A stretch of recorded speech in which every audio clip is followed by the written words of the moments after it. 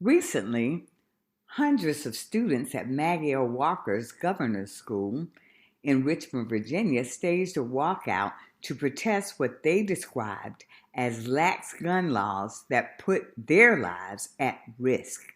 This came in the wake of the tragic August 27th shooting in Minneapolis, where two children were killed and 18 people were wounded. For many young people, the fear of gun violence is a daily reality. That fear serves as a source of anguish for many parents who do what's commonly done every day during the school year, send their kids off to school. So today we're talking about gun violence in our communities. We'll be honest, this was a hard topic for us to decide to cover because it's controversial. And sometimes when you speak on tough issues, people hear judgment instead of care. That's not our intent. Thank you so much for listening to this episode of Earrings Off. We want to invite you to subscribe, rate, and leave us a review. You can find us on Facebook at Earrings Off Podcast and on Instagram at The Earrings Off Podcast. Welcome to Earrings Off. I'm Lou. And I'm Teresa. Well, hello. How are you today? I'm hanging in there. How about you, partner? I am doing okay. I still cannot believe that this year has flown by. Oh, for sure. I cannot believe it either. I am telling you, our family's already talking about Thanksgiving plans and trying to get straight. It's something. So, I love that. yeah.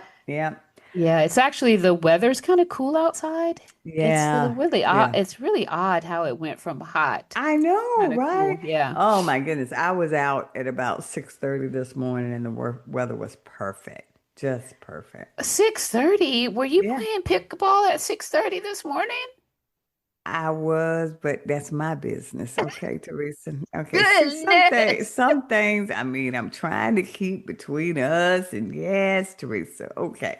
But Oh my goodness. yeah, I was. Well, you because like you said, the weather is flops, and I really can't be out there in that 90 degrees, so I try to get a jump on it. But Nice, Lou. I'm yeah, impressed. Quite yeah. impressed. Don't be impressed because I'm having some challenges with my new thing, with my new activity. I pick it up, but I picked up, but I'm working on it.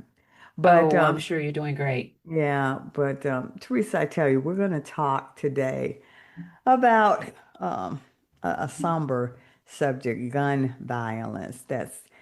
We've had some recent news events that have just been crushing, but we're going to be specifically talking about guns in our community, but so that people don't get it twisted and start saying crazy things about, our community. There's so much violence but I don't that's not what today's episode is about. So before we even begin, I want to share the following information and offer a bit of a disclaimer. Based on available statistics from sources like the FBI and the Bureau of Justice, here are some key takeaways regarding crime involving white victims and white offenders. Because again, we want to be clear that people don't start pointing the fingers at any one community. Most homicides are intraracial. A significant majority of white homicide victims are killed by white offenders. For example, in 2018, about 81% of white victims were killed by white offenders, and similar figures have been reported in recent years as well. So the rate of white on white homicide is similar to the rate of black on black homicide, with both hovering around 80 to 90% and remaining within 10 percentage points of each other. So I don't want us to miss that they are very similar. But again, because this show, um, has a special thrust or focus for our community. That's what we're talking about today. So I want to be abundantly clear. We in no way believe that African Americans are more prone to violence or that we even commit more crimes. However, again, today we want to talk about gun violence in the African American community. Yeah, Lou, there was a recent New York Post headline. So the article was written by Anthony Blair, and he states a young mom of two has been shot dead while walking her child to school in Louisville, Kentucky, sparking a furious tirade from the city's police chief against the absolutely pathetic killers. Hmm. Radaja Williams, 23, was walking her child to the bus at To the around bus stop. to the To bus the bus to stop. the bus Hmm. 8 a.m. Wednesday when she was shot and later died from her injuries in the University of Louisville Health Hospital.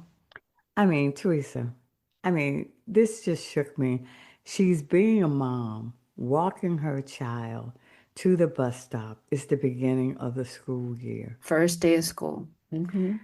Likely. And as tragic as that was, thank God her child wasn't injured in the shooting. But this was the second shooting, the second one to take place at the bus stop just west of downtown Louisville in a week. The other Oh my shooting Lord. came just 6 days after the gunman opened fire at the same bus stop on Mm-hmm. August 7th. That was the first day back for the public schools. Mm. Miss Williams leaves behind two kids, ages 2 and 7, her family said. Can you imagine And the not. devastation on that? First of all, those children, Oh my, because you the you family, the community. mm, All right, little speechless. Totally what are we speechless on doing? this situation. Yeah. Louisville Metro Police Chief Paul Humphrey fumed during a press conference on Wednesday afternoon. It's absolutely unacceptable that these types of incidents have happened now twice in the last week, he said. This is the second time in a week that we're talking about this, and it's absolutely pathetic. Mm, Kids should be able to go to school, go to the bus stop in the morning without mm, any fear of gun violence, without any fear of having to run for their mm, life in the morning. mm, The mm. killer is still at large, Humphrey said. He's described as a young black male wearing a red hooded sweatshirt and black sweatpants, and a security footage grab of the suspect has been released. So, again, we're talking about gun violence today, and I want to refer our listeners back to my earlier comments about we know this happens in other communities, but our focus today is on what we do to each other within our own communities. We're confronting some painful realities for us. Gun violence in African American neighborhoods with a focus on the heartbreaking truth. We're more likely to be harmed by guns in our own communities by those who look like us. Mhm. This isn't about external threats. It's about youth, families, and lives fractured from the inside. We look at the facts, the root causes, and ultimately at what we can do to heal and protect each other. Let's start with the numbers. In 2023, African Americans accounted for 53.8% of all homicides in the US, yet we make up only 13.7% of the Oh population. my goodness. Yeah. Mm. Yeah, nearly 9 in 10 of those black homicide victims were killed with guns. Now, folks, that amounts to an average of 236 black lives lost each week to homicide, 34 every single day. We lose 34 people. And Unimaginable. that's from the Violence Policy Center. hmm So, meanwhile, For young people 17 and under, firearm-related incidents are the leading cause of death, with 2,581 young lives lost in 2023. And tragically, African American youth were more than 8 times as likely to die by Mm, firearm homicide than their white peers. Now, mm. that stat comes from the Louisiana Illuminator. Folks, as I said earlier, I want you to pause a minute and think about these aren't just numbers. There are children, families, our neighbors. There are moms, our dads, our sons, our daughters. There are uncles, our aunties, our husbands, our wives. It's us. And I tell you, we have got to have a hard discussion about that reality. Why are these rates so high? What fuels this internal violence? Here are 5 key factors that we were Mm, able to find. hmm. Structural inequities and concentrated poverty, Yeah, poor yeah, schools, limited economic opportunity, unstable neighborhoods, joblessness, and joblessness drives stress, yeah. unstable households, and desperations. Hmm. Desperation. Studies link crime rates to poverty, family disruption, and segregation. Yeah, absolutely. Chronic exposure to violence and loss causes deep trauma, both individual and intergenerational. Trauma can shape identities around fear and hypervigilance, what one study describes as trauma altered identity. Mhm. We are reacting as a result of the trauma. And Teresa, you and I, we recently read a book about trauma and how that stays with you. I recently had a friend to tell me that many years ago, um, she was in an abusive relationship. And now, it came up because I I was behind her and she didn't know it. And she reacted. I mean, it was I considered it a bit excessive and it surprised me. And then she reminded me of the fact that she was always like that because she remembered sudden attacks, sudden actions against her, which were violence. And so she reacts anytime. That trauma is still there. And Mhm. that's what we are dealing with in our community many times. Intrusive policing and lack of trust. Yeah. And we're seeing that right now Oh, yeah. in the big urban cities. Oh, yeah. Heavy policing combined with scarce community trust breeds alienation, not safety. The Hmm. cycle of surveillance without support continues the trauma.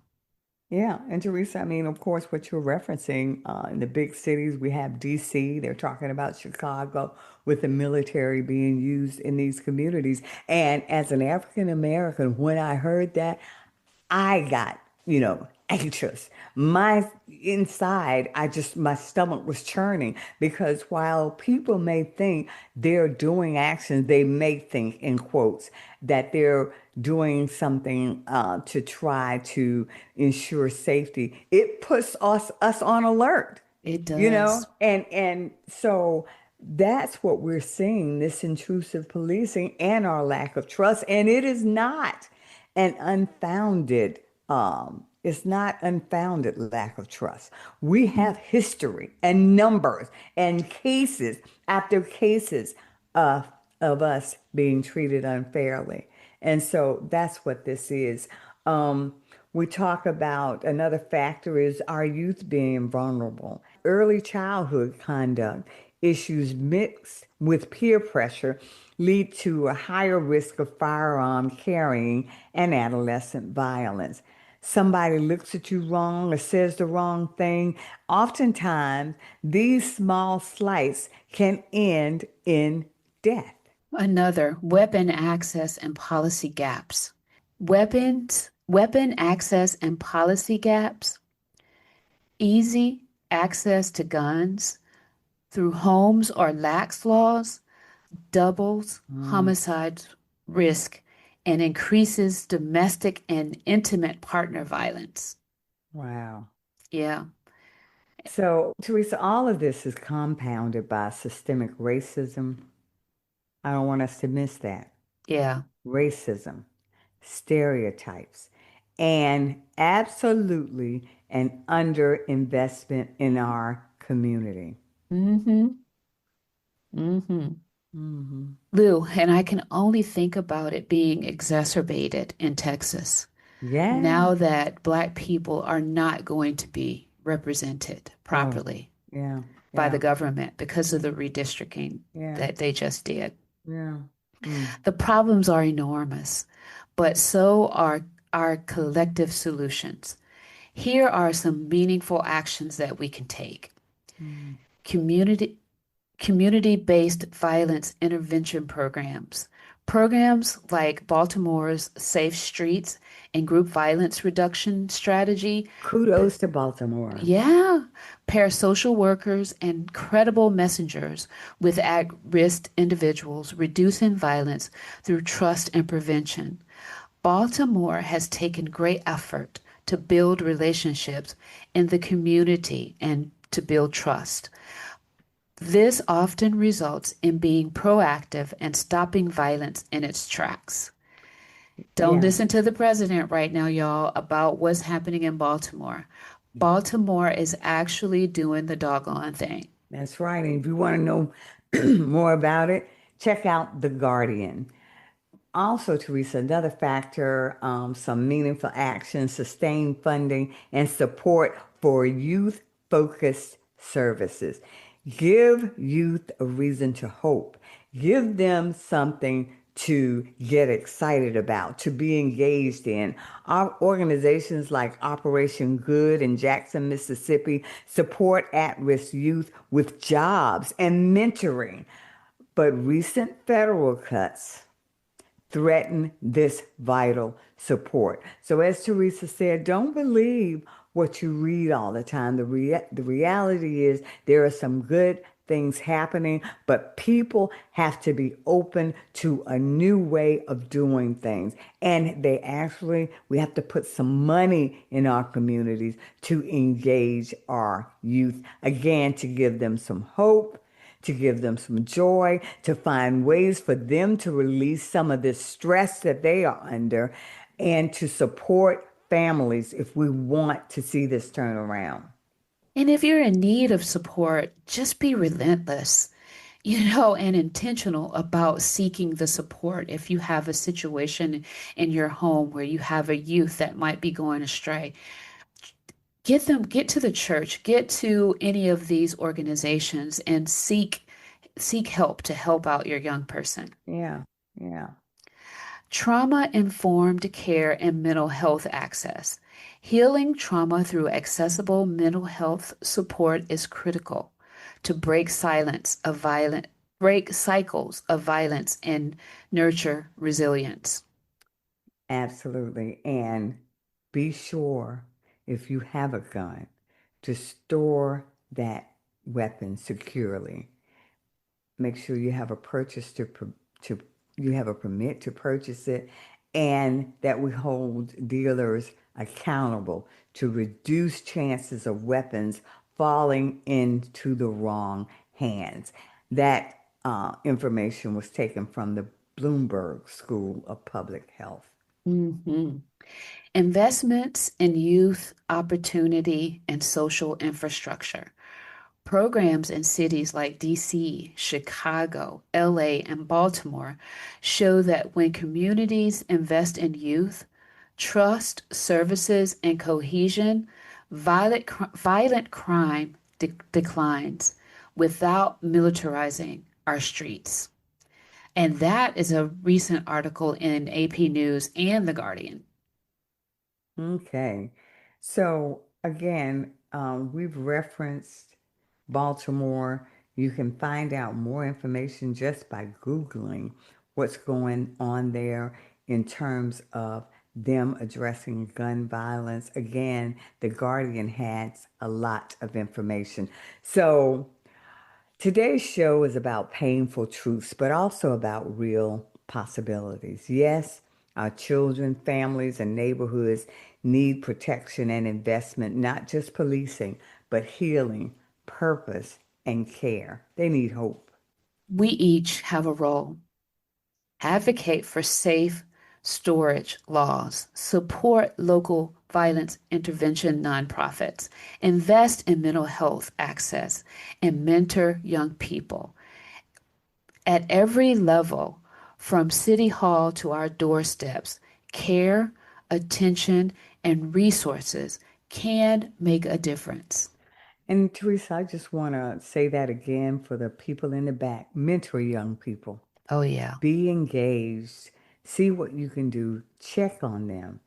And be aware of what's going on in our communities where we might be able to help. So let's commit to our families, our neighborhoods, our future, because healing begins when we choose to protect and uplift each other, not out of fear, but out of love. That's it for us today here on Earrings Off. We thank you so very much for joining us today. Take good care.